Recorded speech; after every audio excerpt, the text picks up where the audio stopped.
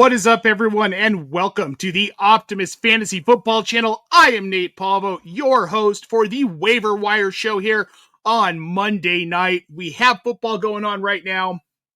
Hasn't necessarily been pretty, so we hope you join us and roll through all of these waiver wire selections for Week 5 of NFL action. Evan, we've got 2 games tonight, but our focus is on Week 5. We've got a lot of weird situations, injuries, and players floating out there on the wire that some of them we really like and some of them we don't like at all. There's a lot going on this week, but first I want to ask you, Evan, how is your Monday going? Are you ready for these games and are you ready for this week? Thrilled to see what I saw so far in that Dolphins-Jets game. It's like what Lou said to me in reply on Blue Sky, where it's like watching 2 kids who hate each other try to fight each other with cardboard swords. Spoken like a true Bills fan. Well, I mean, and he's got personal knowledge of both of these teams being in the same division. But yeah, I mean, nobody's confusing these 2 teams for good teams tonight, but it's still football, at least this early slate. Tonight, we've got Broncos-Bengals. That game should also just kind of be a mess. So not super exciting games, but we're not worried about that. We're going to get right into it, Evan. We're going to start with our waiver wire. You remember this one from a couple of weeks ago. We were in a rush getting into the show here, so we've got quarterbacks this week that we like. We've got some that we don't like, and we'll get to that here at the end of the show. But we're going to start with some guys that we talked about prior to the show. First one being Sam Darnold over in Seattle, Evan. Not a guy I necessarily expected to talk about, especially since preseason, there's a lot of discussion about how bad this offensive line was and how bad Darnold was under pressure. However, after a pretty poor week 1 performance, Darnold's been decent. He's got 755 passing yards in the last 3 games. I believe he's somewhere in the neighborhood of like QB7, QB8 in that span. He's playing well. He looks to be protected. He's hyper-targeting Jackson Smith and Jigba. Is he someone that you're interested in going after? I mean, he's not super highly rostered, 9.4% on ESPN, a tad higher on Sleeper at 28%, but still available in at least 2/3 of leagues. Is he someone you're grabbing right now if you're quarterback needy in 2 QB leagues, in 1 QB leagues, in any QB leagues? Only in 2 QB leagues am I interested in a Sam Darnold, because Sam Darnold is a solid QB2. Some people say low-end QB2. I think he's a mid QB2. He's quarterback 18 so far on the season for all leagues, so I'm going to put him in the mid QB2 range. He should already be rostered anyway in 2 QB leagues, but if for some reason he's not, yeah, absolutely pick him up, because he's not going to be losing his job at any time to Jalen Milroe, the rookie they selected this year, the Seahawks. So, no, Sam Darnold is not somebody that I am interested at all if you're in a 1 quarterback league. You can do better on the waiver wire, especially with some of the guys that we're about to talk about. Okay, well, let's talk about the next guy. Jackson Dart makes his debut last weekend, or this past yesterday, I guess this past weekend technically, against a good LA Chargers defense, Evan. He did not look horrible. Only 111 yards passing, but he's 13 for 20. He scores the little flip touchdown to Theo Johnson. But here's where I'm excited about him, and this is why I'm interested in him on the waiver wire. 10 carries for 54 yards and a touchdown. This is an offense that lost Malik Neighbors over the weekend to a torn ACL. He is done for the year. All of a sudden, this offense has now become very condensed without Neighbors. You're looking at Wan'Dale Robinson, Theo Johnson, who we'll talk about later, Cam Scadabo. You might get some Darius Slayton mixed in there and a little bit of Devin Singletary because he's such a good pass pro. But I think we're going to see a lot of Dart on the ground. I think 10 carries this past week against the Chargers was just the tip of the iceberg with him. It looks like Dabble is okay with leading into that rushing upside with Dart. Is he someone in 2 quarterback leagues you're interested in right now? His price is probably pretty low, and if he continues to play well, it's going to go up. Is he someone you want to get in on early, Evan? So if you're in a 2 QB league, you have no choice but to go get Jackson Dart when you have the space to roster him, because Brian Daboll named Jackson Dart starting quarterback for a very good reason. The Giants started 0-3 on the season. They needed a win very badly. They happened to get one against the LA Chargers, who had a game where they just played down to the competition. The Chargers absolutely should have beaten this Giants team, and they blew it. So, unfortunately, Jim Harbaugh will have to go back to the drawing board and round up the troops again to get ready for their next game. Now, that being said, if you're in a 1 quarterback league, I got bad news for you. This is Daniel Jones all over again, just like in 2019. He's not going to have enough quality targets to throw to with Neighbors gone. We'll talk about Theo Johnson a little later, but Jackson Dart is looking like a more exciting Daniel Jones. He's going to have to take a lot of carries just like he did against the Chargers. He's going to be taking quite a bit of sacks. He took 5 against the Chargers because that offensive line is atrocious. He may or may not be a liability with fumbles as well. Jackson Dart is not somebody I am looking to roster after week 6. Now, as far as week 5 goes, if you have Caleb Williams, if you have Jordan Love, you're looking to roster another quarterback because those guys are on bye, absolutely go get Jackson Dart and then sell him, because I expect the Giants to beat the Saints next week. I expect I don't see anybody on that Saints defense giving Jackson Dart a problem. Not even Demario Davis at this point, as he's pretty much past his prime as well. So, yeah, go get Jackson Dart if your quarterback happens to be on bye, but outside of that, I'm out. What about Spencer Rattler on the other side of this here, talking about the New Orleans Saints? He's played a lot better than expected, Evan, and he's not highly rostered right now. We're looking at 1.9% on ESPN and 8% on Sleeper.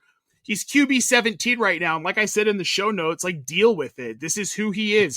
He's not a high-end quarterback. He's not going to be a QB1. He might have some QB1 tier games. Against San Francisco, 26 points. That's not bad. He had the 3 touchdowns. He's got the Giants and then New England and then Chicago, Tampa Bay, the Rams, and Carolina in week 10 before the bye. This is also a pretty soft schedule for Spencer Rattler. Looking at going through bye weeks, maybe you've got some injuries in a 2 QB league. For me, he's a guy that I'm interested in rostering. How about you, Evan? In 1 QB leagues, no. Spencer Rattler is not a guy I'm interested in rostering. We just mentioned that he's QB 17 right now, which puts him in the low-end QB2 conversation. We just talked about Darnold a little bit earlier, who is QB 18 right now. But Darnold has been showing a little bit of improvement where Spencer Rattler has yet to throw another multi-game touchdown since week 2, where he threw 3 against the 49ers, much to everybody's surprise. Darnold at least threw 2 touchdown passes against the Steelers and the Saints. So that tells you everything you need to know about the Saints defense and why I'm high on Jackson Dart this coming week against the Saints, and then recommending to sell him high. But back to Spencer Rattler here. Spencer Rattler has Chris Olave. He's got Juwan Johnson. He's got Alvin Kamara. He's got some solid weapons who, they may not all be in their prime anymore, but they can get the job done. Spencer Rattler is yet another desperation play if you are really hurt at quarterback in 2 quarterback leagues, but in a 1 QB league, you can still do better than Spencer Rattler unless he is the best option under waiver wire. But at least you can expect double-digit points from a Rattler so that you're not taking anything less than 10 points. So it's going to be rough for a Spencer Rattler with this terrible Saints team, but you can at least count on double-digit points if you have to start him. Yeah, well, he's definitely, for me, not an option in 1 QB leagues, not even as a flyer on a bye week. There's no way in hell that I would actually roster him. It makes no sense. The ceiling isn't there. The floor isn't even there for him to be playable in 1 QB. But Agreed. I think he's playable in Superflex, especially through some of these bye weeks, though. I will say there are some other players I think you might start over a quarterback in some of those situations, and over Spencer Rattler as well, depending on your depth of your roster. The last one we're going to talk about, we're going back to an old veteran who's playing well, and he should be given the offensive weapons he has. Matthew Stafford, Los Angeles Rams right now, 40.9% rostered on ESPN, 41% on Sleeper. He is a little bit more rostered than players we would usually talk about on here. But the reason I bring him up is because if you're in one of those leagues, you're one of the 60% of leagues where he is not rostered, I think he's someone you should go out and look at, especially in 2 QB leagues. He's got Puka Nacua, the best wide receiver in the league. He's got Devontae Adams, who is such a fantastic, he might be the best wide receiver too in the league. I don't know how Matthew Stafford can't just continue to rack up fantasy points. Right now, I know he's kind of back. He's with QB 12. But that's QB 12 when he had a bad week 1 against Houston. He only had the 1 touchdown. He was sacked 3 times, -2 rushing yards, just didn't do much, but he's thrown 2 and 3 touchdowns the last 3 games. Feels like he's heating up. Feels like he's getting used to this system. Kyron Williams is starting to heat up a little bit. I think Stafford could be a borderline QB1 the rest of the season. I think he might be, if he's available in your league, the best option on the wire this week. 100%. In one QB leagues, if Matthew Stafford is on the waiver wire and you have to either, upgrade your quarterback, like if you're disappointed with somebody else, like, I don't know, like if you already have Sam Darnold for some reason, Stafford is absolutely the way to go. Stafford should already be rostered in 2 QB leagues, so there's not really much of a point to listen if you're in one of those. But in 1 QB league, Stafford, yeah, like you just said, Nate, if you can believe it, Stafford is QB 12 right now. That's how much better he's been playing over the last 3 weeks. Now, the Philadelphia Eagles also have a tougher defense, too, and throwing for 19 for 33 for 2 touchdowns and only 1 pick against them is no easy task. He only threw for 196 yards, which matters if you're in a league where they count passing yards as points for some reason. But when you have some incredible weapons like Puka Nacua, Devontae Adams, I'll even say Tutu Atwell for like one of those special deep throws that he can take to the house. Kyron Williams is also getting better as the season goes along. He dashed up that Philadelphia Eagles defense as well, which is not easy against the run either. Stafford is playing really, really well right now, and he's going to be playing against a 49ers defense that is missing Nick Bosa. They're missing a lot of talent. I mean, is it really a 49ers season if everybody's not injured? I mean, everybody on that team is injured. I don't know how they continue to play at this point, but yeah, they also have a feather-soft Baltimore Ravens defense. They have a disappointing, underwhelming Jacksonville Jaguars defense. And then by the week 8 bye, Matthew Stafford is playing well enough where he's definitely the top quarterback option. If he's not already rostered and you need another quarterback, yeah, go get Stafford. Yeah, Stafford was a guy, most leagues I'm in, I have him if someone else doesn't, just because of where I was able to get him. He was going late. We're talking like 12th, 13th round in some of the redraft leagues I'm in. So, but if he is available, guys, you need to go out and get him. Before we get on to the next segment and start talking about running backs, Evan, I do want to get to this question we've got in the chat.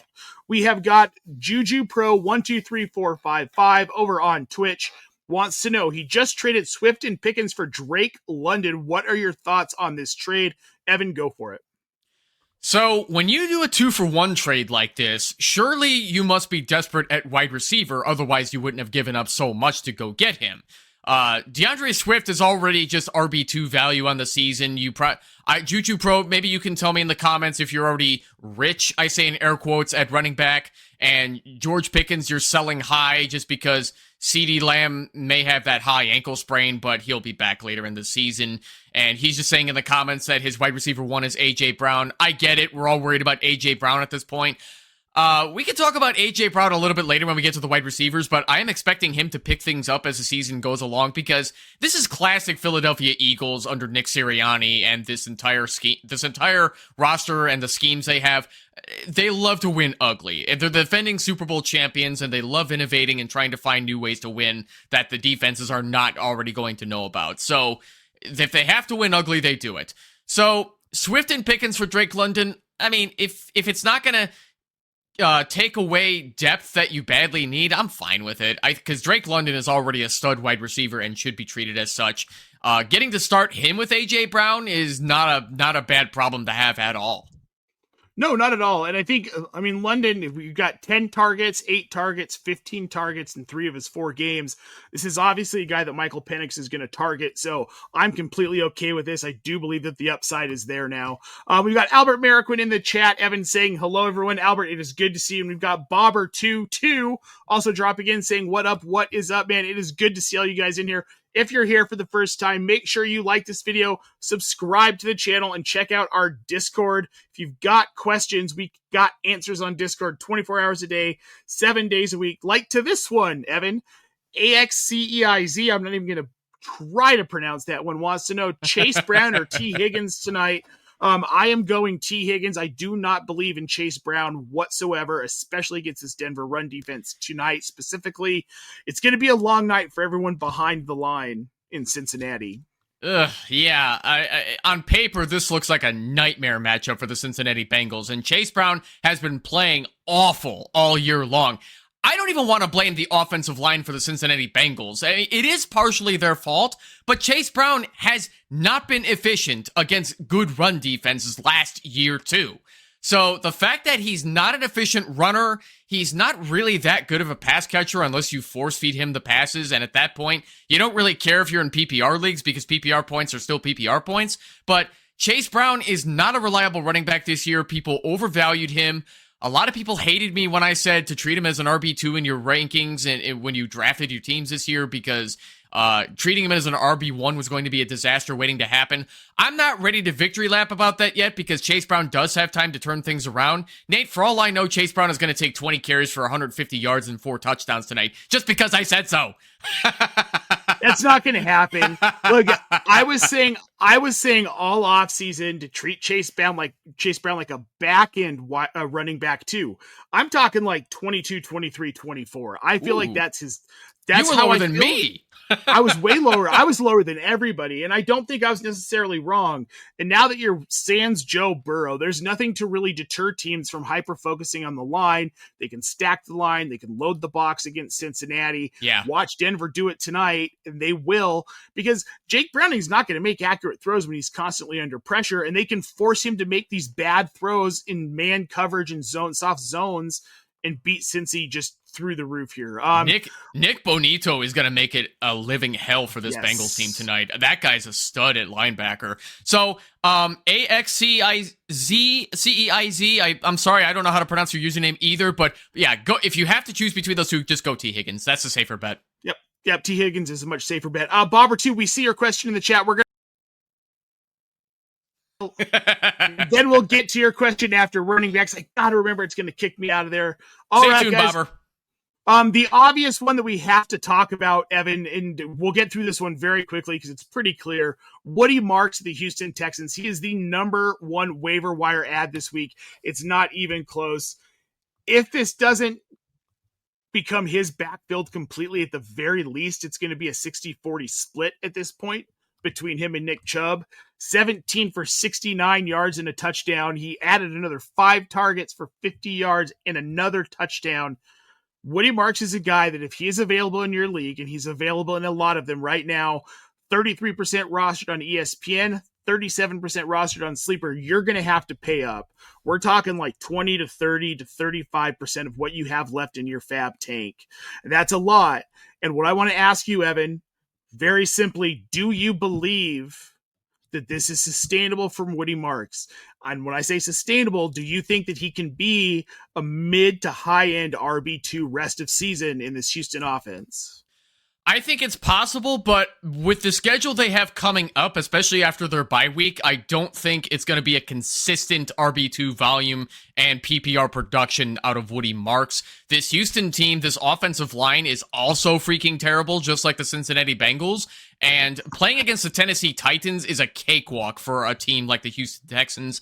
As much as the Texans have struggled in a division rivalry against the Titans, this Titans team is not a good team. They are a bottom of the barrel team. It would not surprise me if they go close to winless this year. They went 3-14 last year. They're clearly rebuilding. They're clearly struggling to find their new identity with all the new talent they've got, especially rookies like Cam Ward and Elikayo Manor, who we're going to probably talk about a little later too.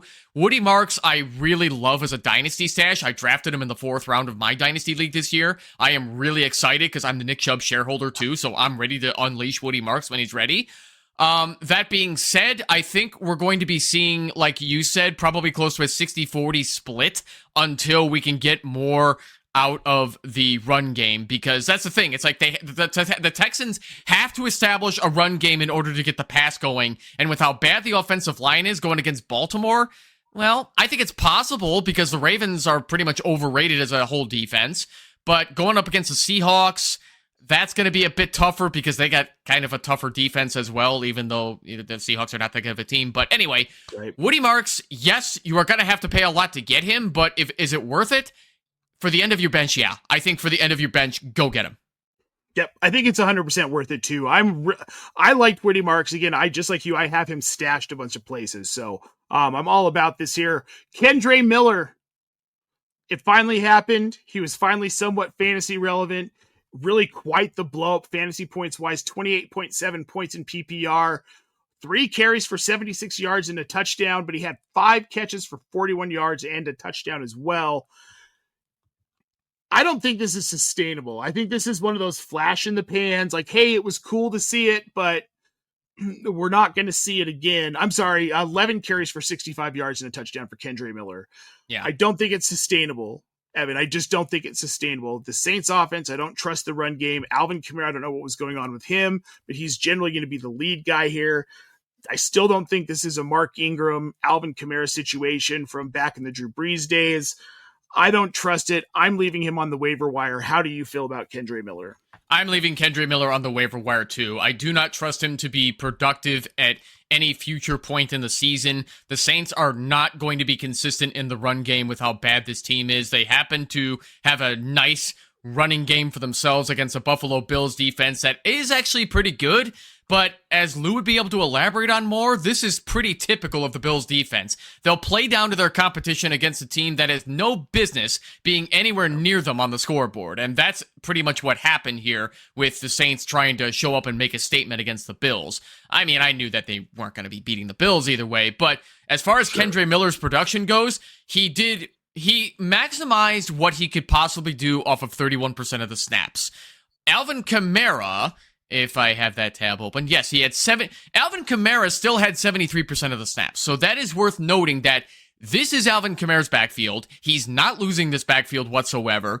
Unless he gets hurt or something, this is his to keep. It is not going to be the Kendre Miller show. Do not waste your fab dollars on him, but if you are the Alvin Kamara shareholder in a deeper league and you need maybe a little bit of insurance, it probably wouldn't hurt to put him at the end of your bench and maybe pay like $2 fab dollars tops. But I don't want to pay anything for Kendre Miller. If for some reason he's your guy, just try not to pay anything in fab. Just get him for the end of your bench. Yeah, I wouldn't pay anything for him either. He's a good handcuff. Unless Alvin Kamara gets hurt, this won't be a regular thing. Let's move on to Justice Hill, Evan, the one whose stats I quoted instead of Kendre Miller's. With the Baltimore Ravens, Derrick Henry has seemed a little bit off. We see Justice Hill get some love, 3 carries for 76 yards and a touchdown, 5 receptions, 41 yards and a touchdown as well. This is by far his most production this season. With the injury to Lamar Jackson, you lose that portion of the run game. We're going to have Cooper Rush for at least a couple of weeks. He's obviously not a mobile quarterback. Do you think there's something to this Justice Hill emergence this week, and will it continue in the absence of Lamar Jackson at least for the next 2 to 3 weeks? No, I absolutely do not. I think this is still Derrick Henry's backfield, despite the fact that Henry has been having one heck of a weird year. Here's one good thing I'm going to say about Derrick Henry. At least he didn't fumble the football against the Chiefs, where he had 3 fumbles in a row to start the first 3 games of the season. That being said, I don't entirely know what was going on with Derrick Henry either, where they only give him 39% of the snaps, but what I'm thinking is that this was just a result of game script because they were playing from behind against a Chiefs team that was able to just do whatever they wanted at will against the Ravens. This Ravens defense, like I said, is highly overrated. They lost Roquan Smith. They are not doing well at all defending the pass or the run. Teams can pretty much do whatever they want to their defense, and I don't know what else to say about John Harbaugh's squad that's going to make things better. Now, that being said, Justice Hill getting 59% of the snaps, and the bulk of his fantasy points came from the 171-yard rushing touchdown, in which if you have any bonuses in your league and you, for whatever reason, started Justice Hill, you're thrilled. Justice Thrill, baby. But don't let me saying Justice Thrill confuse you into thinking that you need to go get him. You don't. Justice Hill is a backup running back who is never going to be a lead under any circumstances. So if Derrick Henry were to go down, Hill would just be the lead of a committee. They'd be rolling more Rasheen Ali. They'd be rolling more Patrick Ricard, despite the fact that Ricard plays fullback. Right. This is not a must grab even in I mean, if you're in the deepest of leagues, yeah, you're going to grab him either way. But in your typical shallow leagues where you have 5 or 6 bench slots, no, don't bother. He's fool's gold. I agree. Do you feel the same about Kenneth Gainwell? I mean, he blew up without Jaylen Warren in the lineup, but I'm pretty sure Jaylen Warren, this isn't a long-term injury. 19 for 99, 6 catches for 35. He's got the 2 touchdowns. Any interest in getting Kenny Gainwell off the waiver wire this week? Kenny Gainwell was already 43% rostered in sleeper leagues, which means that if you were in a league where either you believe he's your guy because you're a Steelers fan, or if you're in a deeper league where you have to roster a deeper running back, yeah, you're already going to have Gainwell rostered. But if you don't, no, Kenny Gainwell is absolutely not a must-have. So Jaylen Warren happened to miss the Dublin, Ireland game against the Vikings last minute. For whatever reason, his knee was just not ready to go in that Dublin game, and for his sake, it was probably good that he didn't go, because you know how it is with these European games. They play in these grass soccer stadiums that are not designed with NFL football in mind. Yep. Guys slip, guys have non-contact injuries. I always worry about that every year with the international games because they're always playing in soccer stadiums not designed for the NFL. Now, that being said, Kenneth Gainwell took 19 carries, 99 yards, 2 rushing touchdowns. Kenneth Gainwell, for whatever reason, is Arthur Smith's guy, which brings some nuance onto why I'm saying Gainwell, you don't have to avoid entirely in all the shallow leagues, but if you want to pay up for him because you need some running back depth, don't go higher than about $8 fab. Let somebody else overpay for him, because when Jaylen Warren comes back, he's going to be back to splitting that backfield, and he's going to be lucky to reach double-digit PPR fantasy points again. So, yeah, tread carefully with Kenneth Gainwell. Don't go spending big fab dollars on him.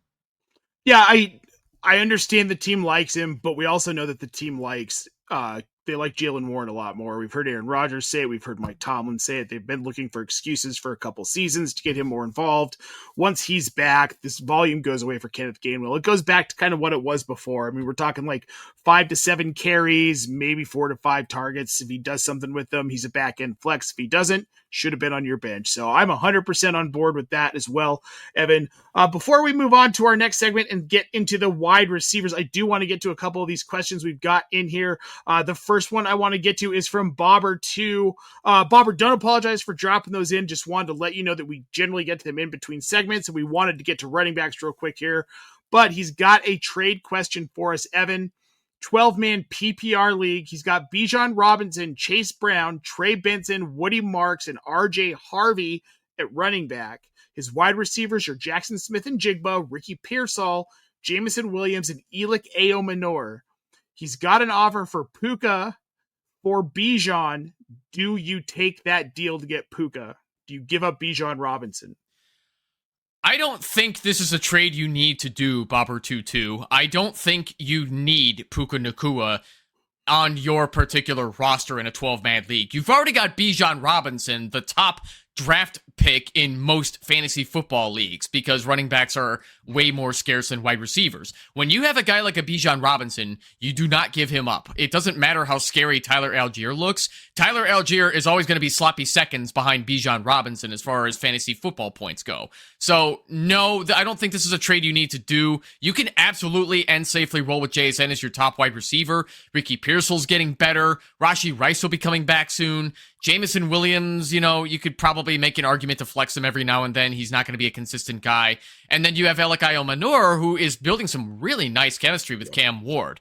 No, I don't see why this is a trade you would need to do. Wide receivers are usually more plentiful in fantasy football leagues. You're in a 12-man PPR, so you should have no problem finding other wide receivers on the waiver wire if you just need one so badly. So, no, don't do it. No, and as good as Puka has been, you're loaded at wide receiver, and I would really worry about your depth getting rid of Bijan, leaving yourself with Chase Brown, Trey Benson, and Woody Marks, and RJ Harvey.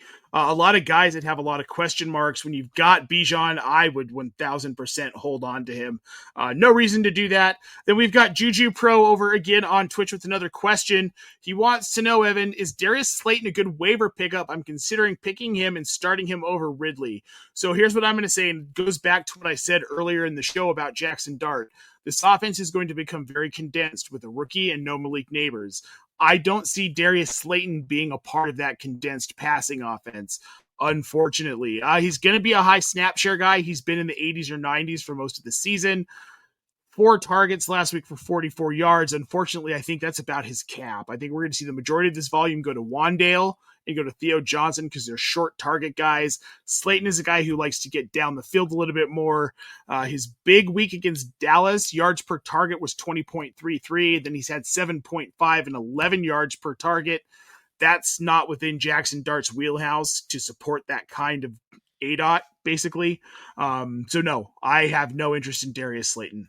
Yeah, no, I would much rather still start Calvin Ridley over Darius Slayton at this point because the New York Giants, now that they're starting Jackson Dart at quarterback, he'll do fine getting the football out and in the hands of some receivers, but now with no more Malik Neighbors, this is an offense that's going to be feeling it mighty hard without him, being that they're just going to be running the ball a lot with Jackson Dart and Cam Scatterbo at this point, being that and then Devin Singletary will take some boring change of pace carries that nobody cares about. This is pretty much going to be a run-first offense from here on out that will occasionally have some flex value for guys like a Wan'Dale Robinson or even a Darius Slayton on a weird script week where he just happened to catch like 8 passes on 11 targets for 99 yards and maybe a touchdown. So that will fool people into picking him up later this season, only for him to come back down to earth and produce no fantasy points. Darius Slayton has done this before, and there's no reason to believe that anything's going to change. Yep, 100% I'm off Darius Slayton. All right. Let's move on to wide receivers. Before we do that, I have one more piece of running back news. If you were considering picking up Braylon Allen, it is no longer the time to do that. He has been ruled out of this game that he's playing in right now against the Dolphins with a knee injury. So I would hold off on spending any fab on Braylon Allen if he happens to be available. If you have him, I hope you have an IR slot ready to go because he might be missing some time. Oh, I just dropped him. Or dropping him, where it works too. Yep. That's the route I went. All right, Evan, we're going to get into wide receivers. This one's pretty thin this week. Only a few players we really wanted to talk about. The first one being Jalen Tolbert over in Dallas. Had himself a game, no CD Lamb. The last 2 weeks of no CD Lamb, 88 and 81% snap shares. Currently only rostered 2.4% on ESPN and 16% on Sleeper. This isn't a guy I think is a slam dunk at all, but this is still more of a pass-centric offense in Dallas. And with the absence of CeeDee Lamb for who knows how long, I think Jalen Tolbert's an interesting add at cost right now. You're not going to spend more than 2 to 3, maybe 5% of your fab to get him right now. And I'm all for adding him just to see what happens. Yeah, I'm 100% with you on that as well, Nate. I think you don't want to spend more than single-digit fab dollars on a Jalen Tolbert, and the reason for that is because he's going to be the third passing receiver in this offense behind George Pickens and Jake Ferguson. So Tolbert is going to be playing third banana behind all of those guys. Six targets and getting 3 or 4 catches is not too shabby for some low-end flex value, but that's not a reason to be spending double-digit fab dollars on a Jalen Tolbert. So if you have an extra bench spot, if you need another wide receiver, spending anywhere between like maybe 6 and 7 fab dollars tops, in my opinion, is perfectly fine. I wouldn't go above that, though, because Jalen Tolbert is not going to be a lock to continue getting any solid PPR value this season. It was reported today that CeeDee Lamb is also trending in the right direction with his high ankle sprain. I don't think CeeDee Lamb is going to be out for too much longer. Right now, people are predicting that he could be back for week 6 against the Carolina Panthers. So we shall see where things go with his healing. So yeah, Jalen Tolbert is a temporary option just in case something happened to another guy on your fantasy football team. Don't go crazy. Just spend the least amount of fab dollars as you can. Okay, well, now let's move on to Romeo Doubs. What do we think about Doubs? Had a little bit of I'm not going to say breakout, but he had a boom game, if you will. 6 catches on 8 targets, 58 yards, but 3 receiving touchdowns. Now, obviously, Evan, he's not going to produce like this every week. However, is Doubs someone that you're willing to spend about the same as you will on Tolbert, 5, 6, 7, 8% of your fab, to get him on your roster and see if maybe there's a little bit something to him, seeing maybe a few more high-value targets moving forward in this offense? So I think what's helping Romeo Doubs is the fact that Christian Watson is basically dust at this point. I don't even know if he's going to be a Packer for much longer because he's always injured. And then they don't have Jaden Reed to take targets away from Romeo Doubs as well. Now, that being said, I personally do not want to touch any Green Bay Packer wide receiver for fantasy football purposes because things always change depending on game script. They've got Tucker Kraft and then whoever else is wide open. So that changes just depending on what looks they can get with this offense. And Romeo Doubs is a guy that people will absolutely go crazy for because they see 3 touchdowns and think that's the move. They got to chase after that. There's nothing to chase here. He's going to be a high snap percentage guy who will be lucky to see more than 2 targets in any given week just because that's the way the Packers play. They're just like the Buffalo Bills. Whoever is open is going to get the football. Whoever Jordan Love can find, unless he has to throw off of his back foot and try not to throw an interception or throw the ball at the back of his receiver. Didn't Jordan Love throw the ball at the back of Dobbs to end the game? I think it was Dobbs. Yeah, was it Dobbs or Wicks? It might have been Wicks, you're right. I can't remember if it was Dobbs or Wicks. I don't know. I was sitting here at my desk watching it, waiting to go live with Kevin. Like, why is this game in overtime? And then you're going to leave us with a damn tie, man. So kind of deflated our energy heading into the show a little bit. So it's like I said for Jalen Tolbert, don't go crazy with spending any fab dollars on Dobbs. I would even say don't go higher than like 5 fab dollars if you think you're going to keep him long term. Side note for Romeo Dobbs. Why can't Romeo Dobbs pronounce his last name like Dubes? It would just sound so much cooler if he did that. I don't disagree. I am still upset about it. I called him Dubes for a while, and then I was corrected, and I kept doing it anyway because I felt like it. All right, this last receiver on the list, Elick Aomanor, the man, the myth, the legend over in Tennessee. He has become rookie Cam Ward's favorite target. Right now, he has 25 targets through 4 games. He is seeing an 80% plus snap share in 2 of 4 games, and it just feels to me like he is overtaking Calvin Ridley as a wide receiver 1 in Tennessee, which isn't saying a ton because it's Cam Ward, right? But he is the guy, and I think he's going to get the high-value targets in this offense. Are you, in any fashion, looking to get him as like a flex option rest of season? I am. I've already got him rostered in a handful of leagues. He was kind of my late flyer pick in a lot of leagues. So I've got a lot of him, but is he someone you're interested in acquiring right now? So if Elick Aomanor happens to be available in your league, yes, this is definitely a top get for your teams. He's the top wide receiver that I want to get from the waiver wire this week if he's still available, because so he's 58% rostered in sleeper redraft leagues right now. He's probably already rostered in yours just because he got some red zone touchdown looks against the Rams and the Colts. Now, that being said, Calvin Ridley is dealing with that undisclosed injury that they haven't talked much about. He tried to play through it against the Houston Texans this past Sunday, and then it remains unknown right now if they can determine that Calvin Ridley is healthy enough to continue playing this season. But that being said, if he has to miss time against the Cardinals, Aomanor is going to get a lot of looks still from Cam Ward. Like we were saying earlier, though, this Tennessee Titans team is not a good team. They are clearly in rebuilding mode. They're clearly trying to find a new identity with a bunch of young talent. These rookies, Cam Ward and Elick Aomanor, are exciting because they're brand new to the league and they're rookies, but that doesn't mean that they're amazing value for redraft leagues. So Aomanor, if he's available, yeah, you're probably going to have to pay up to get him on your team. I would say don't go above 20 fab dollars if you have that much remaining. He's definitely a guy that I think you will be on your bench for the rest of the season. He's not going to be like a flavor of the week guy like Tolbert or Dobbs. So I think Aomanor is probably the most worthwhile option to go get this week. Yep, I agree. He's my favorite receiver on the wire. I do like Tolbert too, but Aomanor is a guy that I think I can actually start. Speaking of players that we told everyone not to start all weekend, watching Chase Brown here in this Denver game, of course, I've got it here. I've got to. These are my boys. Lovely Chase Brown, like 1.5 yards per carry so far. So you got to love it, the efficiency. Look at us go here. We are going. Here we are, tight ends, moving on to those guys. This is a really, really thin wire this week. We're starting to see some separation. I'm going to stop talking about guys like Cade Otton. They're simply not seeing the volume. Will Dissly is injured. He's another one of my waiver wire favorites who tends to snipe some volume here and there.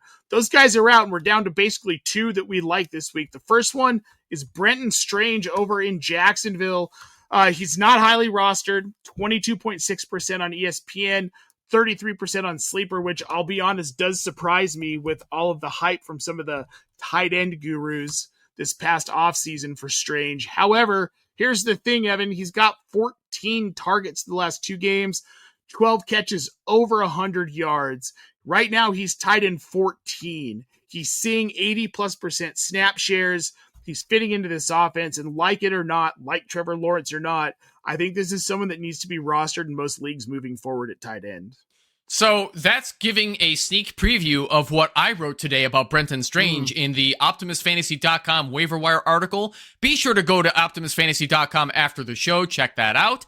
So I wrote the tight ends part with starting with Brenton Strange. Brenton Strange is definitely in the low-end tight end 1 conversation now that he's established getting 6 catches on 7 targets over the last 2 games. Both of them, they may not have gone over 100 total receiving yards. He hasn't found the end zone yet, but he's got worthwhile PPR volume to make that worthwhile. Worthwhile PPR volume does not come easy from the tight end position in fantasy football. If you've been playing long enough, you already know this. So Brenton Strange is a real deal. Trevor Lawrence is struggling this year trying to get used to this Liam Cohen offense. I mean, that's the way it's going to be when you try to buy into a new system. The talent needs time to get used to it. I think Trevor Lawrence is being too heavily criticized. I don't think he's necessarily a stud quarterback, but I think he's a good quarterback at best. That being said, Lawrence definitely likes Brenton Strange. He has replaced Evan Ingram completely in this Jacksonville offense. And if you already have a stud tight end like a Brock Bowers or a Trey McBride, just go get Brenton Strange anyway, because at least he's got some flex value that you can have on your bench. Or if something happens to somebody like a Brock Bowers or Trey McBride, your stud tight end, you've got Brenton Strange ready to go, because chances are you've got flex spots, which makes rostering multiple tight ends worthwhile. And Brenton Strange is definitely worth that if your waiver wire is depleted of better options. So, yes, Brenton Strange, it is not strange to roster a second tight end. See what I did there? I love it, man. Well, and I think, too, like, he really is the best tight end on the wire this week. You've got guys like Isaiah Likely, Cade Otton, Darren Waller, Pat Freiermuth, Jake Tongas, Rondo Gadsden over with the Chargers, who's not someone I'm super excited about in that offense either, because you've got so many other options. Brenton Strange, though, is a guy who I think is going to continue to see that PPR volume, so I am excited about him.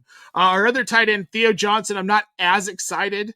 This is more of he's probably going to be cheap on the waiver wire, free to maybe like $1, $2, $3, and you can stash him and see what happens, because I do feel like he's going to be a part of this condensed offense because of the kind of targets he sees. He's more of that short to medium range, and he does a lot of underneath drag, curl. They do trickery stuff with him. We saw the shovel pass for a touchdown. Those are the kinds of things you see with a rookie quarterback like Dart. So Johnson's a flyer for me, but I think he's worth it in deeper leagues, or if you've got a bench spot to burn, he's a guy worth rostering to see what happens, especially at a position that is really hard to find value at outside of the top 8 to 10 guys on a regular basis. Theo Johnson is the least exciting starting tight end in the league. And now that I'm saying that out loud, I take that back. I think a less exciting tight end in the league is Jatavian Sanders. Theo Johnson is like one step above him as far as least exciting starting tight ends in the league. I'd rather go get Chigo Okonkwo over a Theo Johnson. That's how unexciting Theo Johnson is. No disrespect to the young man. He happens to be a New York Giant. They suck at moving the football. They suck at throwing the football. Jackson Dart is going to struggle against tougher opponents. That being said, this was against a Charger defense that just happened to play down to the Giants' competition, and the Chargers ended up losing to the Giants, which is embarrassing for them. Now, that being said, Theo Johnson is also playing against the Saints next week, who are not that good at stopping anybody on defense. So if you need a streamer for whatever reason, I still think you could do better than Theo Johnson. I'm not willing to pay more than about $2 fab. I really don't have much respect for Theo Johnson's game. He's a guy that you stick in your lineup if you just really, really, really don't want to take a zero. Now, that being said, we don't have one guy on here that I put in the waiver wire article today on OptimusFantasy.com. If Hunter Henry is still on the waiver wire, you better prioritize him over Brenton Strange, because he is Drake May's favorite guy. Even if it doesn't appear that way sometimes, because Stephon Diggs can have some big games. But none of the wide receivers in New England are exciting. Go get Hunter Henry over both Theo Johnson and Brenton Strange. You are muted, my man. If he's available, he's rostered right now in 70% of ESPN leagues, right around 70% of sleeper leagues. But if he is available in your league, that's ridiculous, and he absolutely has to be rostered. All right, Evan, before we move on to our Nope players for the week, players that you should definitely be avoiding, got a couple comments in the chat I want to get to here. We've got Joe Daniels over on YouTube. Do we think that he should bench Ladd McConkey for Romeo Doubs? Absolutely not. No. The Ladd McConkey is much. Yeah, he has to compete more for targets now in this much better Chargers offense, but I will happily take Ladd McConkey over Romeo Doubs. He's better than Romeo Doubs overall as a player. Romeo Doubs will be lucky to get what he got against the Dallas Cowboys this past Sunday night. I don't want to trust Romeo Doubs against better teams. I mean, yeah, maybe he'll do better against the Bengals and Cardinals, maybe. But even against weaker passing secondaries, he's lucky to even fall in the end zone. He couldn't even do well against the terrible Cleveland Browns secondary. He only got 2 targets and caught 2 passes for 25 yards. So no, I would much rather have Ladd McConkey. I'd rather take my chances on him if those are indeed your only 2 options. Because at least McConkey, his floor is 5 targets. End of story. Yep. Well, and he was the guy that a lot of us were projecting to be a wide receiver 1-tier player. The only reason he's not is because Keenan Allen and Quentin Johnson have emerged, which is a good problem to have for the Chargers offense. It sucks for us, but he's still a quality receiver. He's much more talented than Dobbs. So yeah, I'm with you on that one. I'm just going to throw this comment out here. Joe Hammy mistakenly over on Twitch loves my hat. Broncos for life indeed. When you grow up here, it's in your blood. There's no way around it. We've got Mike Collins on YouTube as well. He wants to know if we would trade away Javonte Williams for Kyren Williams. If you'd asked me this 3 months ago, 2 months ago, I would have said yes. If you'd asked me this 3 weeks ago, I would have said yes. Now I would say no. I wouldn't make that deal. That's a really, really good question, Mike. And I'm really glad you put that out there because it's even forcing me to think about this one because both of them are considered RB1s. It's taking Kyren a little bit of time to pick things up because he is getting the volume, but the Rams running game is not as good as it used to be. The offensive line doesn't really impress me anymore. It's an older Rams team that's still trying to show that they've got what it takes to compete in the NFL, but I don't think it's going to be good for them in the long run. That being said, Javonte Williams has proven to be the bell cow in this offense. It is not the Miles Sanders show, who I'm going to get to in a little bit here. They love running with Javonte in the red zone as well. They don't use him much in the passing game. They don't need to. They can. And I gotta be honest, Nate, Javonte proved me wrong. I thought he was going to struggle again in like a committee approach, just like what happened on your Denver Broncos. I mean, I know that you know more than I do about how much he struggled with the difficulty of injuries and whatnot, but yeah, I will admit on this show that I was wrong about Javonte. At this point, I don't think it's a trade you need to make, Mike. I think I think you can safely hold Javonte Williams and be fine with that. Yeah, I would hold him. And the injuries were a thing here, and when he wasn't hurt, he was really explosive, really talented back. But I was wrong too, because I assumed that the amount of injuries and the wear on his body was going to keep him from being able to be this explosive in Dallas.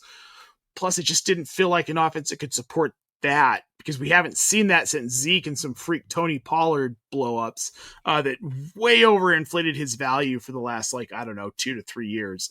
But that's neither here nor there. We've got here Joe Hammy mistakenly. Kyren is good to just fall into the end zone 12 times a season. He really is. Yeah. I'm with you, dude. Javonte Williams is playing really, really well. I would not move him. For Kyren. I like Kyren Williams, but again, this is a different offense. They're not running the ball as well in Los Angeles with the Rams. Let's get on to our nope players, Evan. We're going to start, and we'll roll through these pretty quickly and get everyone back to the games here.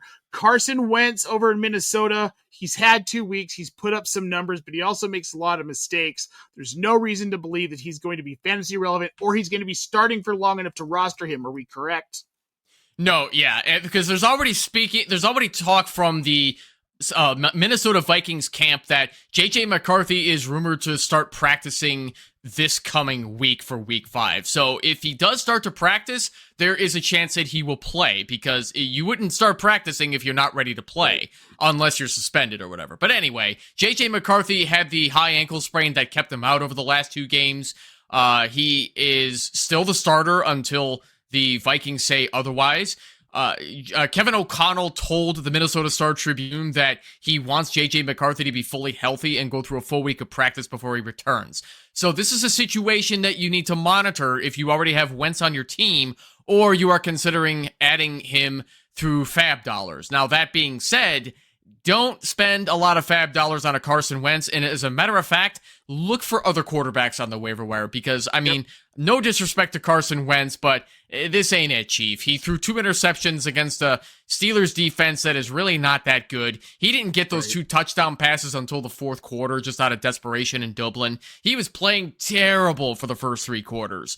So no thank you. He also took 6 sacks. This offensive line is also beat up. Wentz ain't it, Chief. Look to another quarterback elsewhere. Yeah, I'm forever and always off of Wentz. Miles Sanders, I'm going to say the same thing I've said about a lot of other players. He's a great change of pace back, but Javonte Williams is that dude right now. Unless you're handcuffing Javonte Williams for some reason, which I wouldn't do it. I wouldn't. There's no reason to roster Miles Sanders, period. No, 100%. Yeah. Miles Sanders, I mean, I don't want to say he sucks because Miles Sanders is on an NFL roster for a very good reason. He can still take some situational carries and take some check down passes when needed, but he only got 10% of the snaps against the Packers, and this was a game that was all offense and no defense. Sanders still didn't get that much playing time. This is the least amount of playing time he got this season. So, no, I am 100% out on Miles Sanders. There is a reason I laughed at you, Nate, kind of you. I mean, I wasn't really laughing at you about Miles Sanders. I was just laughing about the notion of picking up Miles Sanders because that would be a really horrible move, even if he gets 36% of the snaps like he did against my Bears. No, Miles Sanders is a hard pass from me. Do not spend any fab on Miles Sanders. Do not even consider picking him up. You can do better. Yep, I just want to throw this out here. We got a rushing touchdown from Bo Nix. I just watched it happen. I am pleased. The score is 6-3. Pending extra point. Luke McCaffrey, he's had a couple of decent weeks. If you're in a league that has kick return points, I would go get Luke McCaffrey. That's an added little bonus. But outside of that, there's nothing about this Washington offense that makes me believe this is sustainable. Leave Christian McCaffrey on your waiver wire this week. Why couldn't Luke McCaffrey do this his rookie year for Scott Fishbowl last year? He would have been perfect. I know. There were people who were drafting him late for that very reason, but man. Yeah, and once Terry McLaurin's back, forget about Luke McCaffrey. There's absolutely no value to him. Yeah, and the thing is that the Commanders were struggling to keep up with the Falcons in their game. I don't believe that Luke McCaffrey is anything sustainable. They were trying to get him going early last year in like the first 6 weeks of his rookie season, and that was until they learned that he sucks, and that's when they had to roll out with De'Ami Brown while he was still on the Commanders because he was a better route runner, a better blocker, and just an overall better wide receiver than Luke McCaffrey. Do I think Luke McCaffrey will suck forever? No. I mean, there's a reason that he's returning kicks and punts. Well, not so much punts, but just kicks right now. Because he's good enough to at least do that. So surely he is capable of playing wide receiver in the NFL. It's just that he still needs to develop in the Cliff Kingsbury offense, which I don't know if the Cliff Kingsbury offense is going to be good long-term for the Commanders. I mean, this is probably another topic for another time, but it kind of seems like the novelty wore off once again, where it was exciting in the first year, just like Kyler Murray and the Cardinals in the first year, and then the wheels fell off, and now everybody's stopping this offense. So, no, if you're desperate at wide receiver, don't chase touchdowns. Just look for better options on the wire. You have to understand where the touchdowns come from and just the situations that apply to the teams. Luke McCaffrey ain't it. Don't spend anything on him. Yeah. Don't even look to pick him up. Just you could do better elsewhere. Welcome to the Cliff Kingsbury experience, folks. Now, the last one here on this list is Cavante Turpin over in Dallas. I think this goes back to our conversation that we were just had here. Jalen Tolbert's fine. He's a guy who might see some volume. He's more of a back-end stash edge. You're not expecting him to do much more than be a flex, especially once CeeDee Lamb comes back. His value kind of dies off.